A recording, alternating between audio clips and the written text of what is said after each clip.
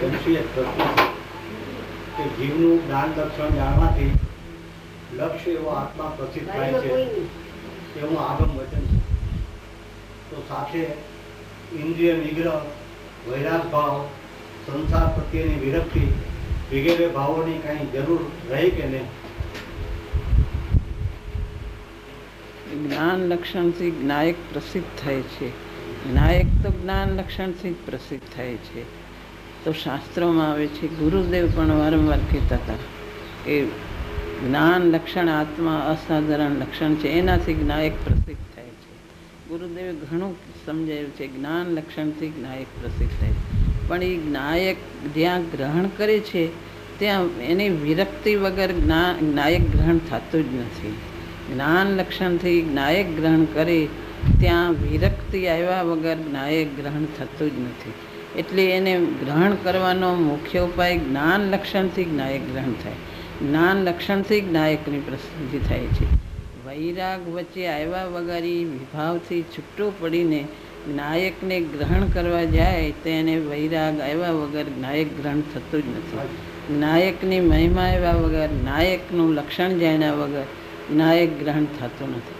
વિભાવથી વિરક્ત થાય, સંસારથી વિરક્ત થાય તો જ જ્ઞાયક ગ્રહણ થાય છે. એવો એને સંબંધ છે. જ્ઞાયક ગ્રહણ કરવા, જ્ઞાન લક્ષણથી જ્ઞાયક ગ્રહણ કરે એમાં વિરક્તિ આવ્યા, સાચું ગ્રહણ કરે તો વિરક્તિ આવ્યા વગર જ્ઞાયક ગ્રહણ થતું જ નથી. કોઈ બોલવા ખાતર કે શુષ્કતાથી ગ્રહણ કરે એની વાત નથી. એની જે શુષ્કતાથી જે વૈરાગનો હોય ને જ્ઞાયક ગ્રહણ થઈ ગયો એ માની બેસે તો યથાર્થ નથી. આચાર્યદેવ તો યથાર્થ વાત કરે છે કે જ્ઞાન લક્ષણથી જ્ઞાયક પ્રસિદ્ધ થાય છે. આત્માનું અસાધારણ લક્ષણ જ્ઞાન લક્ષણ છે. એ જ્ઞાન લક્ષણથી જ જ્ઞાયક પ્રસિદ્ધ થાય છે. પણ એ વિરક્તિ આવ્યા વગર જ્ઞાયક ગ્રહણ થતું જ નથી. એ વચ્ચે આવે જ છે. જેને જ્ઞાયક ગ્રહણ કરવો એમાં વિરક્તિ વચ્ચે આવે જ છે. જેમ બંધોતણો સ્વભાવ જાણીને, આત્માનો સ્વભાવ જાણીને બંધમાં વિરક્ત થાય તો કર્મ મોક્ષ થાય છે. એમ વિરક્તિ જેમ ચારિત્ર દશામાં, જેમ લીનતામાં પણ વિરક્તિ આવે એમ પહેલાં જ્ઞાયક ગ્રહણ કરવામાં પણ વિરક્તિ હોય છે. એ ઓલી વિશેષ વિરક્તિ થાય ચારિત્ર ગ્રહણ. આ પણ જે અંદર વિભાવથી વિરક્ત થાય છે એ વિરક્તિ આવ્યા વગર જ્ઞાયક ગ્રહણ થતું જ નથી. એ સમ્યક દર્શનમાં અમુક અંશે વિરક્તિ છે, કારણ અનંતાનુબંધી કશાયનું છૂટી જાય એટલે વિરક્તિ આવ્યા વગર તો જ્ઞાયક ગ્રહણ થતું નથી. સંસાર પ્રત્યે ઉદાસીનતા, શુભાશુભ ભાવોથી, બધાથી વિભાવથી વિરક્તિ આવ્યા વગર જ્ઞાયક ગ્રહણ થતું જ નથી. એવો એને સંબંધ છે. પણ મૂળ લક્ષણ જ્ઞાયક ગ્રહણ કરવામાં જ્ઞાન લક્ષણથી ગ્રહણ થાય છે. એ એકલો વૈરાગ કર્યા કરે અને હેતુ જ્ઞાયકને ગ્રહણ કરવાનો ન રાખે તો જ્ઞાયક ગ્રહણ થતું નથી. એવો વૈરાગ એણે અનંતકાળમાં ઘણીવાર કર્યો, પણ જ્ઞાયકનું લક્ષ્ય ગ્રહણ કરવાનું નહોતું તો જ્ઞાયક ગ્રહણ થયું નહીં. વૈરાગની સાથે જ્ઞાયકને ગ્રહણ કરવાનો હેતુ હોવો જોઈએ. તો હેતુ જો હોય તો એ જ્ઞાન લક્ષણથી, જ્ઞાયક તો જ્ઞાન લક્ષણથી ગ્રહણ થાય છે, પણ એની સાથે વૈરાગ ને બધું હોય છે. યથાર્થ જ્ઞાયક ક્યારે ગ્રહણ થાય? વિભાવથી વિરક્તિ થાય તો. સર્વથા વિરક્તિ પછી થાય, પણ અંશે વિરક્તિ અને પ્રતીતમાં તો આવી જાય જ્ઞાયક ગ્રહણ. વિરક્તિ આવ્યા વગર જ્ઞાયક ગ્રહણ થતું જ નથી. એવો એને સંબંધ જ છે.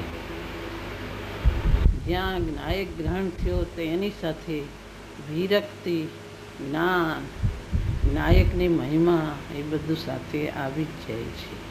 અને સર્વગુણાન સમ્યક દર્શન, એની સાથે બધા ગુણો એ જ્ઞાયકને ગ્રહણ કરવાથી એની પ્રતિ, એનું જ્ઞાન, એની લીનતા, અંશે લીનતા છે એ એની દિશા ફરી જાય છે. દરેક ગુણો એને સ્વરૂપ તરફ એની દિશા ફરી જાય છે. જે પર સન્મુખ હતી તે દિશા જ્ઞાયક તરફ થઈ જાય છે. સર્વગુણ પ્રગટ, સર્વગુણ સમ્યક, બધા ગુણો એની સાથે પ્રગટે છે. મુખ્ય લક્ષણ જ્ઞાયકને ગ્રહણ કરવાનું જ્ઞાન લક્ષણ છે. જ્ઞાન લક્ષણ વગર જ્ઞાયક ગ્રહણ મૂળ અસાધારણ. અનંત ગુણો છે, પણ એ જ્ઞાન લક્ષણથી જ પ્રસિદ્ધ, એનાથી પ્રસિદ્ધ. એ નાયક ગ્રહણ થયા પછી એની સ્વાનુભૂતિ પણ એનાથી જ થાય છે. એના વગર એક મૂળ બીજને ગ્રહણ કરીને પછી એમાંથી ઝાડ થાય છે, પણ મૂળને જો ગ્રહણ ન કરે તો એમાંથી કંઈ વૃક્ષ થાય. એમાં ફળ ફૂલ બધું એ મૂળ જો બીજને ગ્રહણ કરે, એ બીજમાં પાણી રેડે તો એ વૃક્ષ થાય. એમ વૈરાગમાં માત્ર રોકાઈ જાય તો નાયક ગ્રહણ ન થાય. એને હેતુ નાયક ગ્રહણ કરવાનો હોય, પણ નાયક એકલો લુખો ગ્રહણ જ થતો નથી. એને વિરક્તિ આવે વિભાવથી, એને આ આકુળતા છે બધી, આ મારો સ્વભાવ નથી, મારો સ્વભાવ નાયક છે, એમ વિરક્તિ આવ્યા વગર નાયક ગ્રહણ જ થતો હોય. આ બાજુથી છૂટે તો આવે, અને આને ગ્રહણ કરે તો એ છૂટે, એવો સંબંધ છે. શુભાશુભ બંને ભાવોથી એને વિરક્તિ થાય છે. દેવગુરુ શાસ્ત્ર સાથે હોય છે, એને શુભ ભાવો જ્યાં સુધી હોય ત્યાં સુધી હોય છે, પણ એને હે બુદ્ધિ આવે છે. દેવગુરુનો સાથ એને છૂટતો નથી, પણ એ શુભ ભાવ આકુળતા રૂપ છે. એટલે નાયક ગ્રહણ એને બધી રીતે, હું તો નિર્વિકલ્પ શુદ્ધાત્મા છું, એવી રીતે ગ્રહણ, એવી જ રીતે એને ગ્રહણ થાય છે.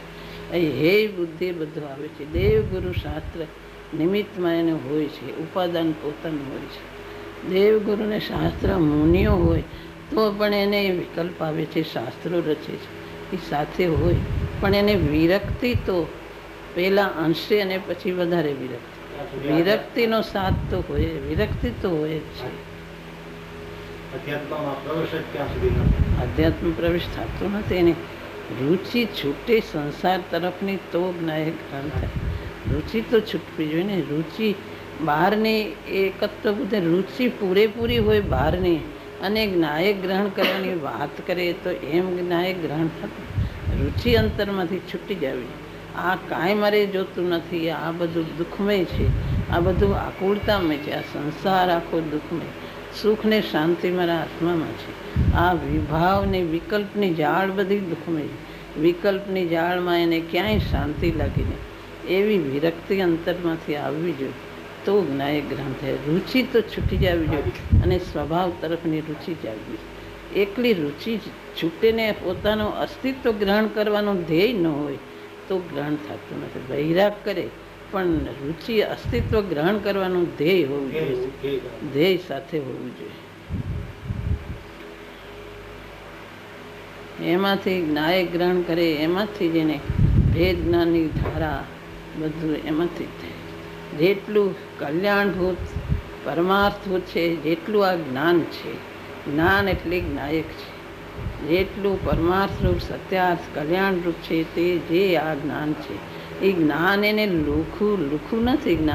જ્ઞાન ભરચક ભરેલું છે. જ્ઞાન નાયક આખો મહિમાથી ભરેલું છે. જ્ઞાન એટલે માત્ર જાણપણ હોય નહીં, નાયક આખો સ્વતઃ જ્ઞાન સ્વરૂપ છે. એ નાયક આખો અનંત મહિમાથી ભરેલો, નાયક અનંત ગુણથી ભરેલું છે. જ્ઞાન એટલે માત્ર જાણવાનો એવો અર્થ નથી.